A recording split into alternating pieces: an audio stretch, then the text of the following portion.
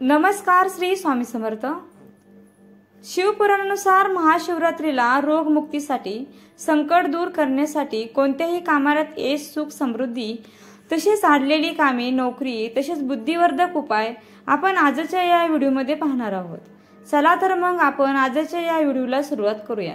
1. महाशिवरात्रीच्या दिवशी एक काळी मिरी आणि काळ्या तिळाचे 7 दाणे आपल्या हातामध्ये ठेवून आपली मनोकामना, इच्छा बोलून मनामध्ये आपली जी इच्छा आहे ती ठेवून भगवान शंकरांच्या शिवलिंगावर अर्पण करावे. महाशिवरात्रीला अर्पण केले तर पुढच्या महिन्यातील जी शिवरात्री येईल तोपर्यंत आपली मनोकामना पूर्ण झालेली असेल. 2. शिवरात्रीच्या दिवशी रात्री 12 वाजता भगवान शंकरांवर एक धतुरा समर्पित करावा आणि अर्धा तास तो धतुरा भगवान शंकरांच्या शिवलिंगावर राहून द्यावा आणि आपण श्री शिवाय नमस्तुत्यम मंत्राचा जप करावा. ज्या शिवलिंगावर धतुरा अर्पण केला आहे त्या मंदिराच्या बाहेर बसावे आणि श्री शिवाय नमस्तुत्यम मंत्राचा जप करावा. आणि ज्यांची दुकानं चालत नाहीत, घरात लक्ष्मी टिकत नाही, शेतामध्ये पीक चांगले येत नसेल, धनसंपदा टिकत नसेल, नंतर त्या धतुऱ्याला आपण लाल कपड्यामध्ये बांधून आपल्या दुकानात किंवा व्यापाऱ्याच्या ठिकाणी किंवा घरामध्ये रात्री 12:30 वाजता उचलून आणावा आणि पहाटे 4 वाजेच्या पहिले आपण दुकान, व्यापार, व्यवसायाच्या ठिकाणी त्या धतुराला बांधावेत किंवा ज्या जमिनीमध्ये पीक चांगले येत नसेल त्या जमिनीमध्ये नेऊन पुरावे.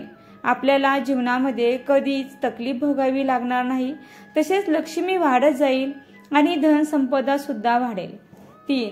जो व्यक्ती जास्त आजारी असेल, आजार त्याला घेरलेला असेल, तो खूप परेशान झाला असेल, तसेच आजारावर उपचार देखील होत नसेल तर शिवलिंगावर बोर अर्पण करावे. तर महाशिवरात्रीच्या दिवशी 7 बोरे घेऊन जी व्यक्ती आजारी आहे तिच्यावरून उतरवून दुपारी 12 वाजता भगवान शंकरांच्या शिवलिंगावर ते बोरे अर्पण करावेत. त्या व्यक्तीचा रोग मात्र 3 महिन्यामध्ये पूर्ण समाप्त होईल.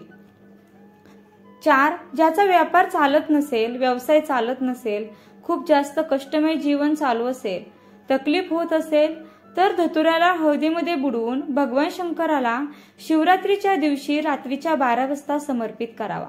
5-10 मिनिटांनंतर तो धतुरा उचलून वापस आणावा आणि श्री शिवाय नमस्तुत्यम बोलून लाल कपड्यामध्ये तो बांधावा. आपल्या व्यापाराच्या ठिकाणी तो बांधावा. असे केल्यानेही आपला व्यापार मागे येणार नाही, आपला व्यापार वाढत जाईल. हा उपाय केवळ महाशिवरात्रीच्या दिवशी रात्री 12 वाजताच करायचा आहे. 5.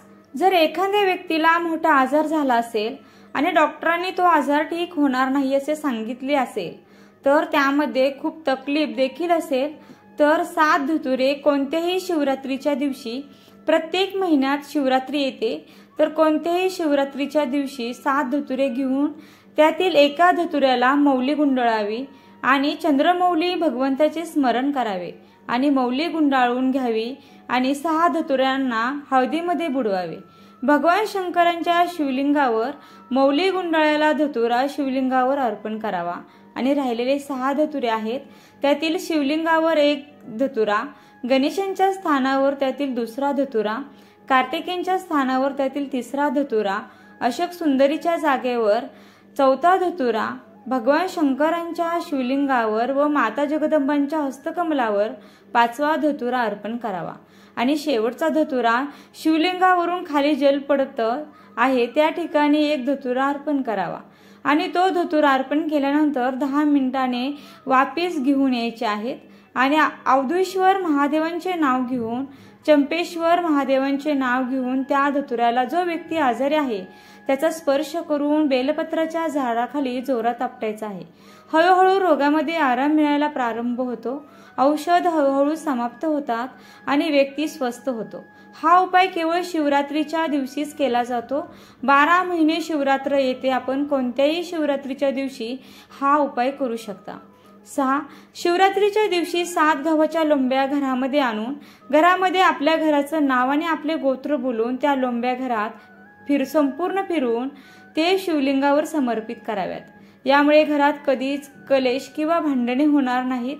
तसेच घरामध्ये सासू सुनांचं पटत नसेल, भावभावांचं पटत नसेल, सतत घरामध्ये वादविवाद भांडणे होत असतील तर अशी भांडणे घरात या उपायाने अजिबात होणार नाहीत आणि आजपासून जो उपाय केला असेल तर त्या दिवसापासून भांडणे देखील होणार नाहीत.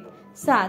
एक बेलपत्र, एक धतुरा, एक शमीपत्र, एक सफेद फूल आणि एक अखंड तांदळाचा दाणा या सर्व वस्तू हातामध्ये घेऊन जर तुम्हाला असे वाटत असेल की माझे सर्व मार्ग बंद पडलेले आहेत, मी ज्या कामामध्ये हात घालत आहे ते काम होतच नाही, खूप दिवस लागून जातात, देव माझे ऐकत नाही, सर्व रस्ते बंद असेल, शेतामध्ये पीक घेण्याचा विचार करतात पण पीक देखील चांगले येत नाही, काम करण्याचा विचार करत असाल तर काम होत नसेल, काही ना काही टेन्शन जिंदगीमध्ये असेल तर बेलपत्र, धतुरा, शमीपत्र, पुष्प, अक्षदाचा दाणा या सर्व वस्तू हातात घेऊन कोणत्याही शिवरात्रीच्या दिवशी आपण कधीही मंदिरात गेला तर आपल्या हृदयामध्ये ध्यान करून त्रिपुरारी नावांचे स्मरण करून भगवान शिवाला आपल्या मनातील इच्छा सांगून त्या वस्तू समर्पित कराव्यात आणि हे निश्चित आहे की सर्व मार्ग आपोआप मोकळे होतात आणि कार्य देखील सफल होतात.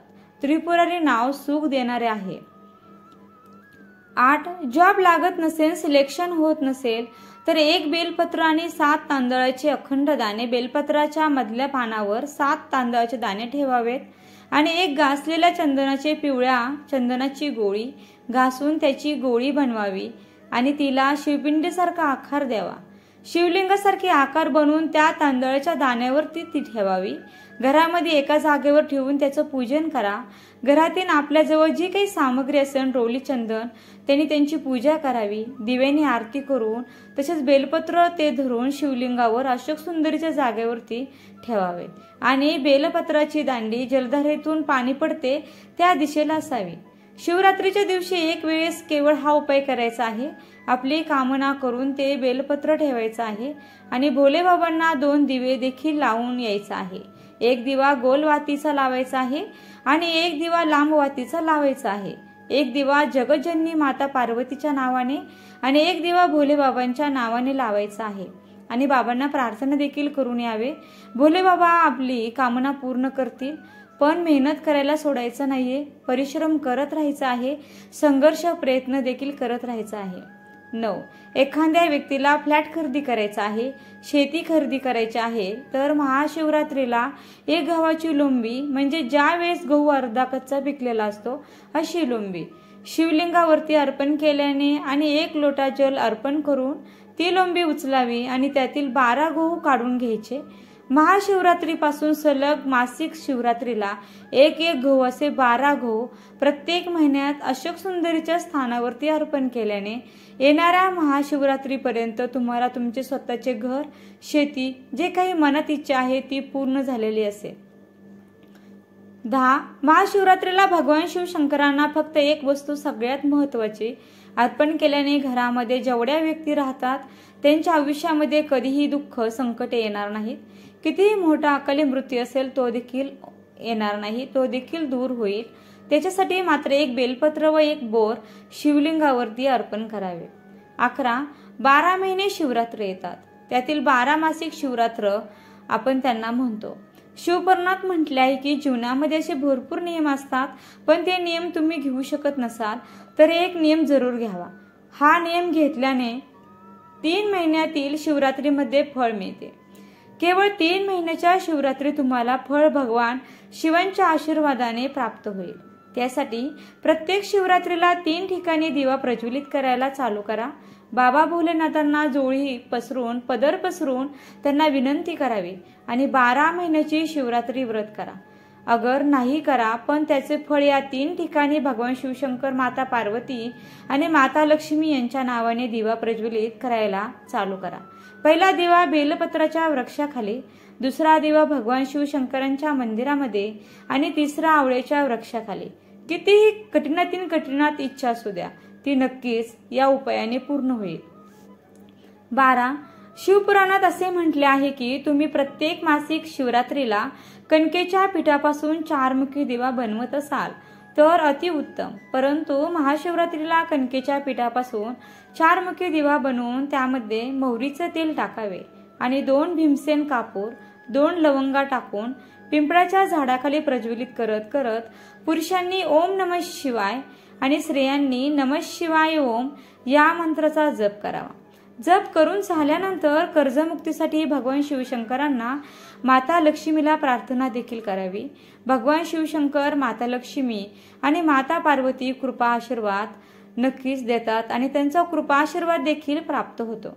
13 तुमचे एखादे कार्य सतत अडकत असेल, ते कार्य होत नसेल, सतत अटकत असेल तर सफेद रुईचं मूळ घेऊन महाशिवरात्री दिवशी घासून त्याची पेस्ट बनवावी आणि भगवान शिवशंकरांच्या शिवलिंगावर ती पेस्ट अष्टविनायक मधील कोणत्याही विनायकांचे गणपती बाप्पांचं स्मरण करून आपण अर्पण करावे आणि 5-10 मिनिटं बसून नामस्मरण करावे। त्यानंतर ती पेस्ट घरी घेऊन यावी।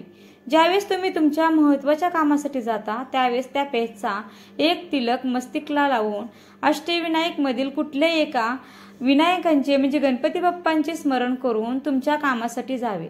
ते काम तुमचे 7 दिवस असो 8 दिवस असो, पण ते काम तुमचे भगवान शिवशंकरांच्या आशीर्वादाने नक्कीच पूर्ण झालेले असेल। 14 जर तुमचा आत्मसन्मान कोणी खाली खेचण्याचा प्रयत्न करत आहे, तुम्ही एखादं दुकान टाकलं असेल किंवा व्यापार व्यवसाय तुम्ही टाकलेला असेल आणि जवळचीच व्यक्ती तुम्हाला म्हणत असतील की हे तुझं कार्य पूर्ण होणार नाही, यात तुला सफलता मिळणार नाही, त्यामुळे तुमच्या मनामध्ये देखील कुठेतरी आत्मसन्मान कमी झालेला असेल, विश्वास कमी झालेला असेल, त्यावेळेस तुम्हाला एका दुर्वाची मूळ घ्यायची, ती घासून त्याची पेस्ट बनवावी। भगवान शिवशंकरांच्या शिवलिंगावर ती पेस्ट अर्पण करा आणि श्री शिवाय नमस्तुत्यम या मंत्राचा जप करत 5 ते 10 मिनिटे तिथे मंदिरात बसून राहा। नंतर ती पेस्ट उचलून आणावी आणि दररोज त्याचा चंदनाचा तिलक म्हणून कपाळाला लावावा। तुम्हाला कितीही खाली खेचण्याचा प्रयत्न करत असेल, तुमच्या आत्मसन्मानाला ठेच पोचण्याचा प्रयत्न करत असेल तर तो पूर्णपणे बंद होईल, तुमचा आत्मविश्वास वाढेल, तुमच्यातील चांगला विचार करण्याची शक्ती प्रबळ होईल। 15 महाशिवरात्रीच्या दिवशी मंदिरात शिवलिंगाचा अभिषेक केल्यानंतर शिवलिंगाच्या जलधारीतून वाहणारे पाणी कलशात घेऊन ते पाणी आपण घरी आणा आणि त्यानंतर हे पाणी आपण पूर्ण घरामध्ये शिंपडा। यामुळे घरातील जी नकारात्मक ऊर्जा आहे ते पूर्णपणे नष्ट होते आणि घरात समृद्धी येते। 16 महाशिवरात्रीच्या दिवशी पारद शिवलिंग घरी आणा। घरात पारद शिवलिंग ठेवल्याने देखील पितृदोष, कालसर्पदोष, वास्तुदोष दूर होतात आणि महाशिवरात्री हा पारद शिवलिंग आणण्याचा उत्तम दिवस मानला गेलेला आहे। 17 महाशिवरात्रीच्या दिवशी घराच्या उत्तर पूर्व दिशेला शिवपरिवाराचा फोटो लावा। यामुळे देखील घरामध्ये जे काही क्लेश कलह दूर होतात, जे चालू असतील ते, तसेच शांतता राहते आणि घरातील सदस्यांचे विचार देखील शुद्ध होतात। 18 घरातील वास्तुदोष दूर करण्यासाठी महाशिवरात्रीच्या दिवशी घराच्या पूर्व किंवा उत्तर पश्चिम दिशेला बेलाचं रोप लावा। या रोपाला नियमित पाणी द्यावे। तसेच महाशिवरात्रीच्या दिवशी सायंकाळी बेलाच्या झाडाजवळ तुपाचा दिवा लावावा। 19 मंत्र उच्चारात एकमुखी रुद्राक्ष धारण करा। या उपायाने देखील मोठ्यात मोठ्या अडचणी दूर होतात, तर हा रुद्राक्ष तिजोरीत ठेवल्याने देखील कधीही पैशाची कमतरता भासत नाही। तर मैत्रिणींनो, हा माहितीपूर्ण व्हिडिओ पाहिल्याबद्दल मी तुमचे मनापासून आभारी आहे। व्हिडिओ आवडला असेल तर व्हिडिओला लाईक, शेअर आणि चॅनलला सबस्क्राईब करायला विसरू नका। आणि हो, आपल्या मित्रमैत्रिणींना अधिकाधिक हा माहितीपूर्ण व्हिडिओ शेअर करा, जेणेकरून त्यांनाही या गोष्टीचा लाभ घेता येईल। धन्यवाद। श्री स्वामी समर्थ। जय जय स्वामी समर्थ। ओम नमः शिवाय। ओम नमः शिवाय। ओम नमः